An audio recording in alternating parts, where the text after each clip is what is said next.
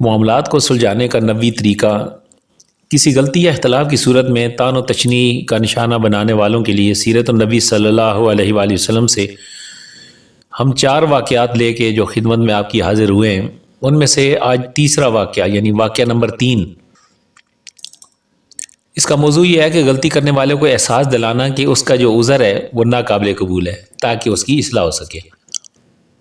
بعض اوقات غلطی کرنے والا من گھڑت اور ناقابل قبول وجوہات تراش کر اپنی غلطی پر پردہ ڈالنے کی کوشش کرتا ہے، خصوصاً جب کہ معاملات اچانک ظاہر ہو جائیں اور وہ ذہنی طور پر اس کے لیے تیار بھی نہ ہو۔ بعض اوقات جھوٹا بہانہ کرتے ہوئے زبان اٹکتی ہے، خاص طور پر جب آدمی صاف دل والا ہو اور اسے جھوٹ بولنا نہ آتا ہو۔ اگر مربی کے سامنے اس قسم کے آدمی کا کوئی معاملہ آئے تو وہ کون سا طریقہ کار اختیار کرے؟ اللہ علیہ وآلہ وسلم کا اپنے ایک صحابی کے ساتھ بڑا خوبصورت اور حکمت کے اوپر مبنی موقف سامنے آتا ہے، اور اس سے یہ بھی معلوم ہوتا ہے کہ اپنے مرشد اور مربی کس طرح غلطی کرنے والے کو ایک تسلسل کے ساتھ غلطی کا احساس دلا سکتا ہے، حتیٰ کہ وہ اپنی غلطی سے دستبردار ہو کر اصلاح کر لے۔ گویا کہ لوگوں کو احساس دلانے کے لیے حکمت عملی سے ہی کام لینا پڑے گا۔ حضرت خواد بن خبیر رضی اللہ تعالیٰ عنہ فرماتے ہیں کہ ہم نے جناب رسول کریم صلی اللہ علیہ وآلہ وسلم کی ہمراہی میں مکہ قریب ایک مقام پر پڑاؤ ڈالا۔ میں اپنے خیمے سے نکلا، اچانک مجھے کچھ خواتین باتیں کرتی نظر آئیں۔ مجھے یہ منظر اچھا لگا، میں نے واپس اپنے خیمے میں جا کر اپنا بکچہ نکالا اور اس میں سے ایک حلہ یعنی عمدہ جوڑا نکال کر پہنا اور ان کے پاس آ بیٹھا۔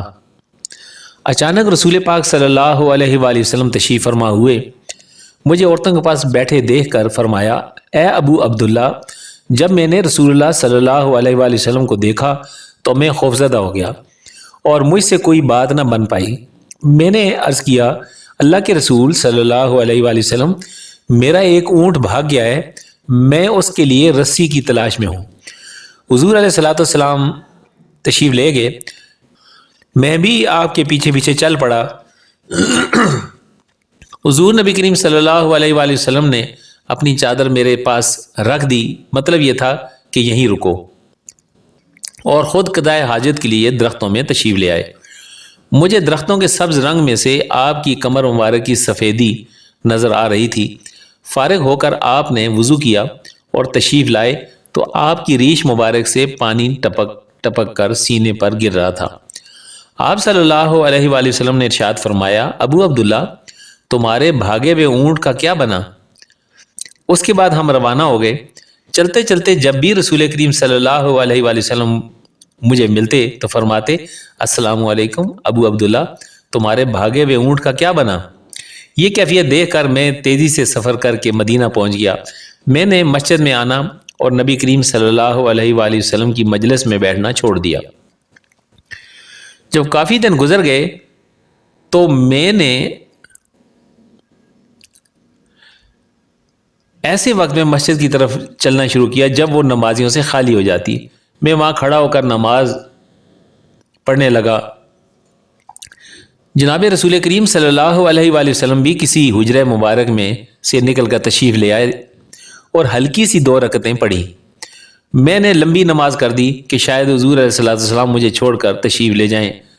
آپ صلی اللہ علیہ وآلہ وسلم نے فرمایا، ابو عبداللہ، جتنی لمبی چاہو نمازیں پڑھو، جب تک نماز سے فارغ نہیں ہوگے میں بھی نہیں اٹھوں گا۔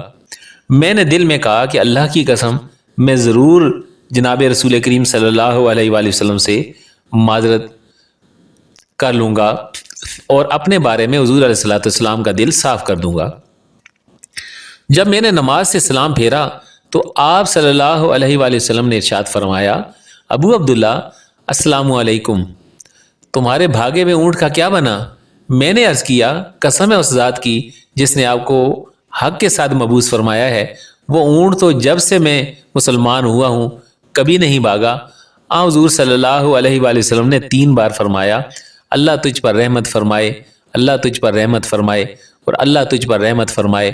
اس کے بعد آپ نے دوبارہ بات نہیں فرمائی۔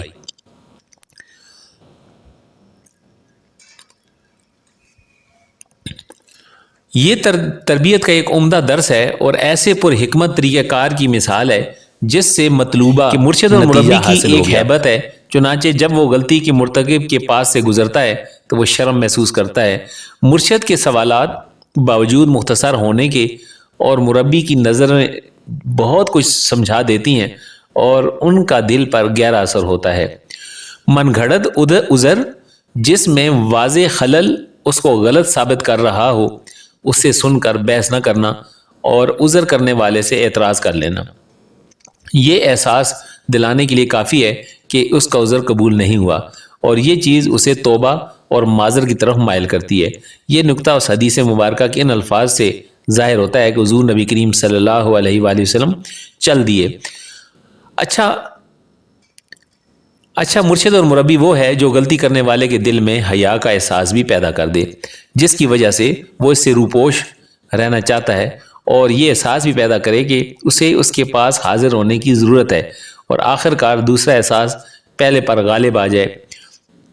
اس کے علاوہ اس واقعے سے ہمیں یہ بھی پتہ چلتا ہے اس قسم کے حالات میں جب غلطی کا مرتکب اپنا موقف تبدیل کر لیتا ہے تو اس سے یہ ظاہر ہوتا ہے کہ وہ اپنی غلطی کا معترف ہے اور اس سے رجوع کر رہا ہے. امید ہے کہ آپ کو یہ واقعہ پسند آیا ہوگا اور اس میں حضور نبی کریم صلی اللہ علیہ وآلہ وسلم کی ذات مبارکہ سے جو ہم سبق اخذ کرنا چاہ رہے ہیں وہ ہم اخذ کر سکیں گے انشاءاللہ تعالی. اگلی ویڈیو میں جو چوتھا واقعہ ہے معاملات سلجھانے کا اس میں انسان کی فطری کمزوریوں کو بھی ملحوظ خاطر رکھنا چاہیے. یہ آپ کے سامنے انشاءاللہ بیان کریں گے. امید ہے کہ آپ کو یہ ویڈیو پسند آئی ہوگی. السلام علیکم ورحمۃ اللہ وبرکاتہ.